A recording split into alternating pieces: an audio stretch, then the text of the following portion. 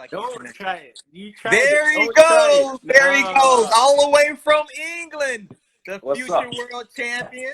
The current social media sensation. Mr. Come on. Viddal Riley. Thank you for joining us on Champions Corner, brother. I really do appreciate it. What's up, coach? Hey, what time is it over there for you? 10 p.m. 10 p.m. Well, that's late for you. I appreciate you taking the time, man. I know it's kind of late for you. You know, Anytime. first of all, you know, I wanted to get you on this show for a number of reasons. One of the main reasons so that, you know, the world can actually hear your voice about some topics in which you love and I love as well. And that's, you know, social media and boxing and things of that nature.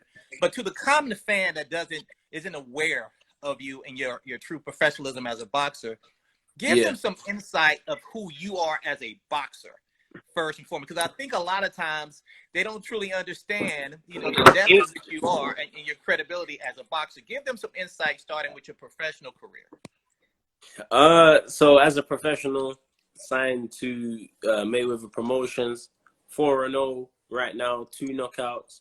And we're just waiting for everything to be over and move on to the next. Keep the record going, keep the wins going, and hopefully pick up some domestic titles soon in the near future. Right. And in order to get to that professional level, just so the fans know, didn't you have an amateur career, or did you have an amateur career before that? Give us a little insight on that. As an amateur between age 11 and 21, I won 8 national championships. So that's like the Golden Gloves, like the UK Golden Gloves. And I represented Great Britain at the Youth Olympics in 2014. So only 8 people got selected for the Youth Olympics. Wow. They qualified for it. So that was my biggest achievement as an amateur, was representing the country at a Youth Olympic Games. Yeah. That's big. Yeah. You make it seem like it was just a random little fighter. Well, you know what I'm like. You know what I'm like, coach. You know what I'm like. But I want the world to see and understand that you are a legitimate boxer. And that's really important, because you do have an extensive amateur background. You were a boxer first. And I think that's really important, because when they see you on other platforms, I don't think they truly get an opportunity to respect your skills and your talent, right? So we'll touch on that in a minute. We'll touch more on that in a minute. But I want to focus on just you as a boxer right now.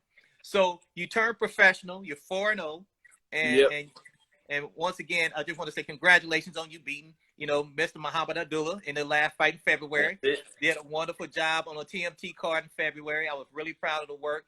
The skill set, the talent is really big. I appreciate that. And I'm telling you right now, just keep staying focused. You're gonna do amazing on the pro level. Thank you, coach. I think people need to be able to understand that here you are as a young man, and you signed with one of the largest promotion companies in boxing, with TMT Mayweather Promotions. Talk a little bit about that. So, you know, we've always had ties to the promotion through my manager, Amir, obviously, who we were both very close with. Right. And, you know, he manages Badu Jack. So it allowed me to have a link to the promotional company without being signed with them from the beginning. And before, you know, Leonard and the team decided that they can see the vision, how we could see the vision, you know, I had to have a couple fights, really show and prove my skill and my ability. I don't expect anything from anybody. I don't expect anyone to just like the look on my face and give me opportunities. So the fact that I had to prove myself in a few fights only made sense. And if it took 8, 9, 10, 11, 12 fights to prove it, then so be it. But we're blessed. And we're fortunate enough to be in a position where after 3 fights, they said, you know, we're going to offer you a contract and we want to look at something long term. So, you know, it was a perfect combination, because the connection was already there, and it just fits my vision. You know, they know exactly what I'm trying to do. They're happy to let me be myself. And that's the key thing. So I'm more than happy with what happened. Well, that's good. I know for a fact in 2 of your 4 fights, you had knockouts within the first round. and they were pretty devastating. Yeah. So if you didn't do anything else, you displayed your power in those fights, and I think that gets anybody excited in the boxing game, you know. But there's also another connection with Mayweather Promotions. Your current trainer is Jeff Mayweather, correct? Yes. So he's been my trainer from the beginning because he was the first person who saw my talent and believed that it should be pushed and recommended it to the people who could make the changes from a promotional standpoint and a managerial standpoint. So he watched me spar a few times 2 years ago now, over 2 years. Time is just flying. But over 2 years ago, he just was in my corner for a few sparring sessions. And then he said, no, you have it. You have what it takes. You know, you can be a world champion one day. And he acted on that, and he spoke to who he needed to. And then the ball was rolling. Well, listen, I got a question here now. The whole world want to know this question. Now, and I think I kind of saw it on your social media at one point. The whole world has now heard that the legend himself, Floyd Mayweather, is training, right? And I'm not going to lie. When I heard the information, I was super excited because in my eyes, he's one of the best offensive and defensive boxing geniuses in the sport. So I feel like he has so much to offer the sport, you know, besides his boxing skill set. So when you heard that, what was your thoughts initially? It was surprising. I guess I could say it's surprising because for someone who is so closely linked to that network, you know, him coaching has never been something that was mentioned. So I feel, you know, maybe the recent passing of his great trainer, great person, great Uncle Roger made him think, you know what, if I'm going to keep this coaching legacy going, then I'm going to continue too. You know, Jeff coaches, his uncle, his dad coaches. Right. So I feel like he when he lost him, he said, you know what, I'm going to continue the tradition and pass the knowledge down onto the next generation. And it's a great thing to see. It is. But question is, if an opportunity came, and let's just say he wanted to work with Jeff, with you, would you welcome that? How could I say no? You know, how could I say how could I say no? You know, the information, you know, from the uncle who used to spar with Floyd all the time, who taught Floyd, you know, stuff that he knows, and to be able to have both of them in the same corner at one time, I think any fighter would be stupid to say no. You know, it doesn't make any sense. So hopefully when I'm back in Vegas, you know, he's in the gym and we can get a few moments just for him to give me a few tips and stuff, because as much as I enjoy having a coach, I feel like in boxing, like the stage that I'm at, it could be 5 minutes with someone who has just been in the game for so long, and they could just say, when I jab to the body, I would do this, and that can just stick with you for forever. You know, same with strength and conditioning. If me and you are on the track, or me and you are in the gym, and you say, I wouldn't hold the barbell like this, maybe you should drop your hips a little more and then push. Then I go, oh, okay. And then that can just be my technique from that point going forward, because you can rely on that information. You know, it's facts on that information. So, you know, I'd have to take the opportunity to answer your question.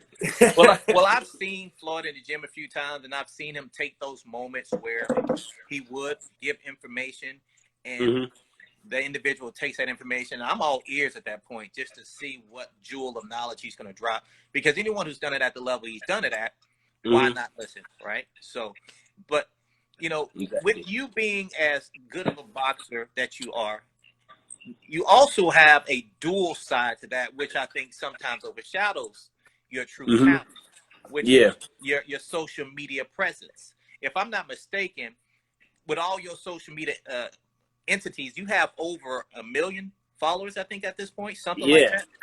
At this point, amazing. That's amazing. Congratulations, by the way. Congratulations. Thank you. To be able to have that kind of influence and have that kind of support is absolutely amazing. So congratulations to that. Thank you. It's a job. You know, it really is a job. And I was talking to my family about it the other day, and just how much it really is a job, because you have to make sure you prioritize posting. You have to prioritize what you're posting, what time you post it. You know, it really matters. Everything plays a part in how you can grow your social media. So if you're posting at times where people are asleep, don't expect your social media to grow. Right. If you post once a week, don't expect your social media to grow. So, right. I know firsthand. Yeah. So me and you have had many conversations just around how to manage it. I've seen, you know, some of the adjustments that you've made, you know, and it makes a difference. It really does make a difference. Right. It really does make a difference. People think that it's easy. People really think that it's easy, especially the older generation who might not be as informed on how it works. Is that your way of calling me old on the fly? Is that you calling me old? Is that what you're trying to do? You're trying to slide in the fact that you're calling me old? Is that what you're doing? No. Okay. I'm gonna change it. The wise generation. the wise generation over 40. Right. If they don't know how it works, it looks like guys are just using their phone and making a ton of money and they don't deserve it. Right. But when you break away the top layer of what it looks like compared to how much work those guys have put in, you will see that they deserve everything that they have. So balancing the social media side of things with boxing is hard because it's another job. I've given myself another job. I have to make sure I maintain the social presence alongside the boxing skill, responsibilities, dedication, discipline. So it is difficult, but we make it work. And see, in that statement, you answered the question I was going to ask, because I wanted to ask the question, how difficult was it to keep the content up on your social media and also be able to focus on being a boxer full time? I've seen you manage it. I know it's challenging, but I've seen you handle it. Has there been a moment where you felt as if you need to make a decision between one or the other? If you should go social media and or definitely. Definitely. There's been time. Well, when I'm in training camp, I'm the worst social media guy ever. Like, I post because I feel like I should, but in terms of the quality of the post and how frequent they are and how the videos are, it all changes because I become so tunnel vision focused on the sport, because I don't. At the end of the day, if the boxing dies, the social media dies. Right. So you got to prioritize what you're doing. Correct. Because if I get hurt in a fight, say I get knocked out in a fight, or I look terrible, the social media will reflect that. Yes. So I really shut the social media down, have a good performance, have a good win, and then I go back to it so I can get the praise. you know, being a coach is some things you and I didn't get to touch upon that I want to touch upon now. Yeah. You were able to be part of one of the most largest sporting social media events in the history of social media. With KSI versus Logan Paul 2.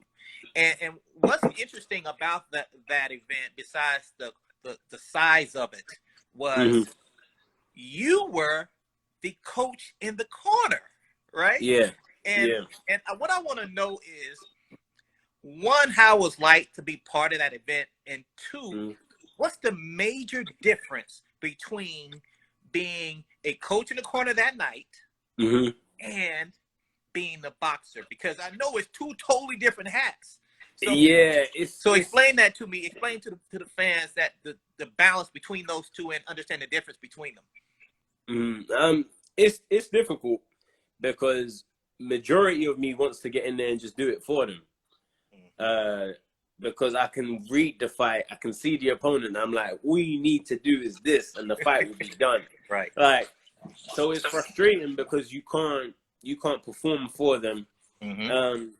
It's also very emotional because I train guys who I have a good friendship with.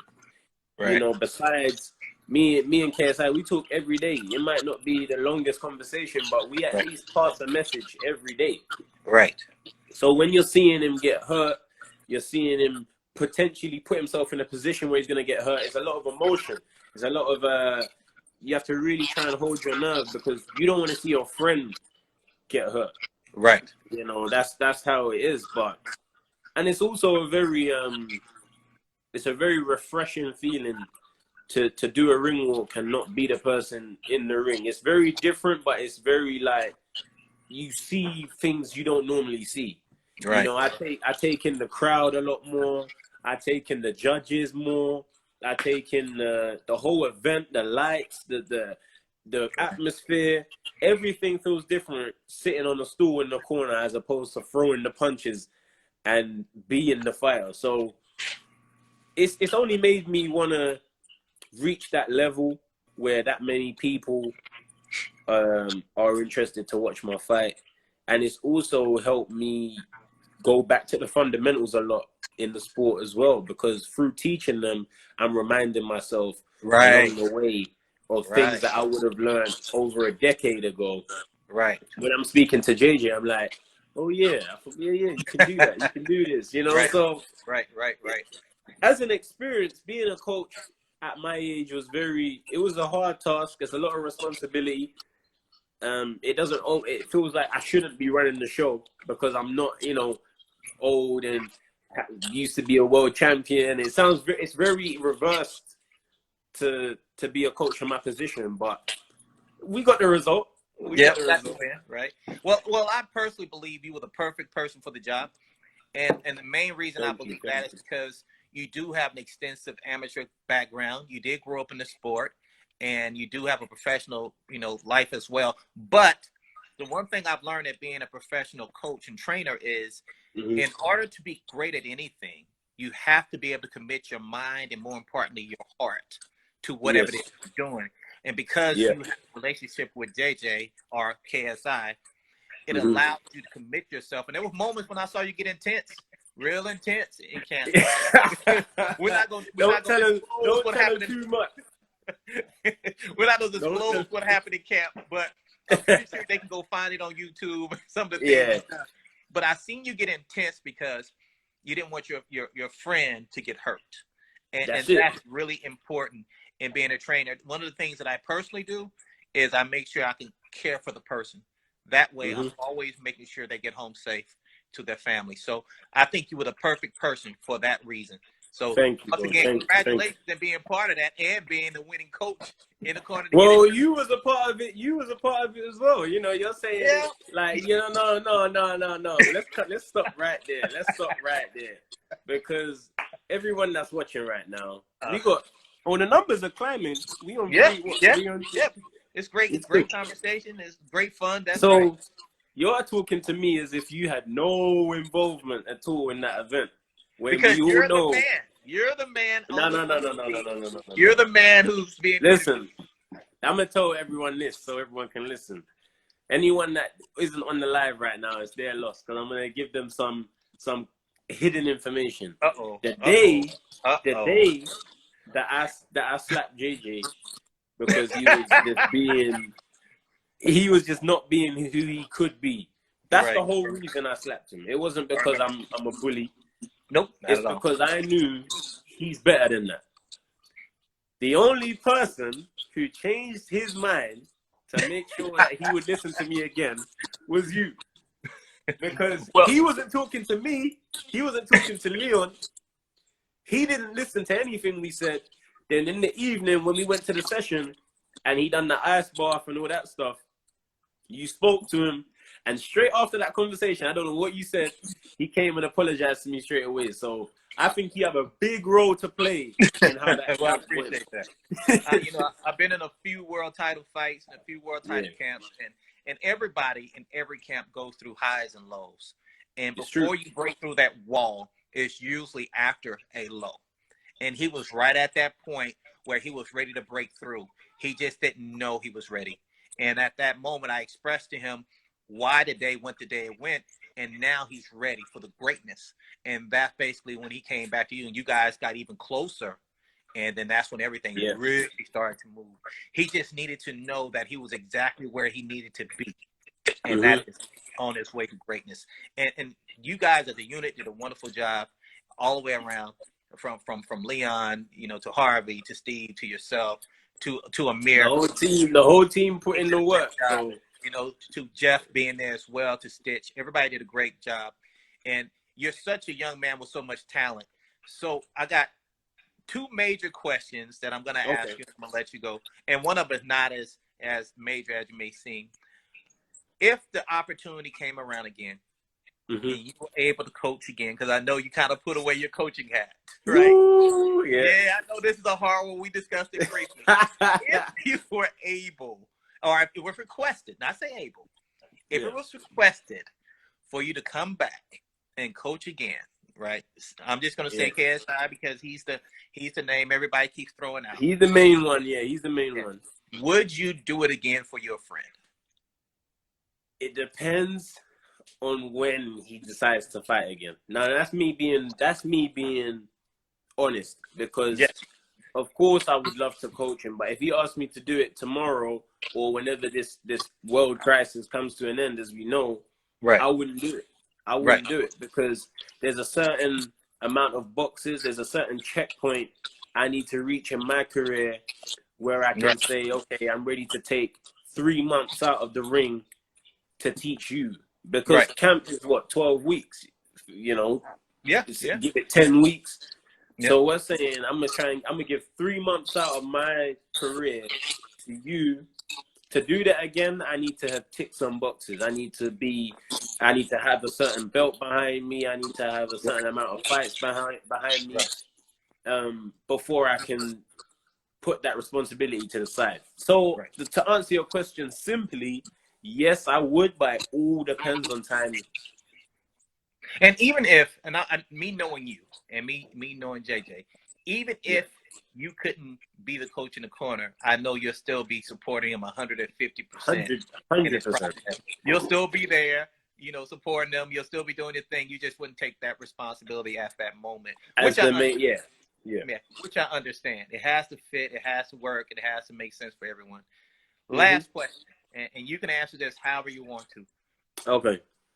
Your career, now you have an opportunity to make an impact in the sport of boxing, right? Yeah. What is next for the man, Mr. Viddal Riley? What is next? What would you like to see happen next in your career in boxing? Well, you don't necessarily have to pick a fight, but what would you like to see happen? Well, you know, if I'm speaking realistically, I wanna give myself some more rounds in the ring, and in general, so more fights, but also more rounds each fight. So instead of 4 rounders, 6 rounders. Right. Because I'm a fighter. I like to kind of, you know, work them out, play around a little bit. Then once I got you, I know I got you. So 4 rounds still feels a bit too much of a rush, especially in my last fight.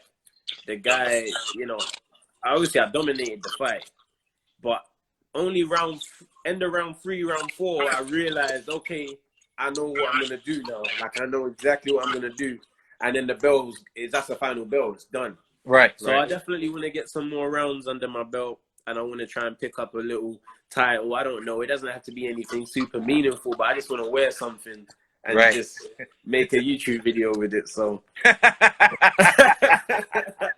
I want to pick up a little title and just defend that, and just gives me some more motivation. I don't like when people take my things. So if I have something I can say is mine, I'm gonna work extra hard to keep it. So. And I believe that. Well, first, let me say this. Thank you so much for joining us on the channel.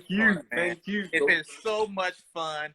Hopefully the fans got an opportunity to see who you are as the boxer and who you have become in social media, because I don't think they fully understand how amazing you are as a young man. And I do believe you're going to be a world champion. I think Mayweather Promotions is going to push it to their knees too.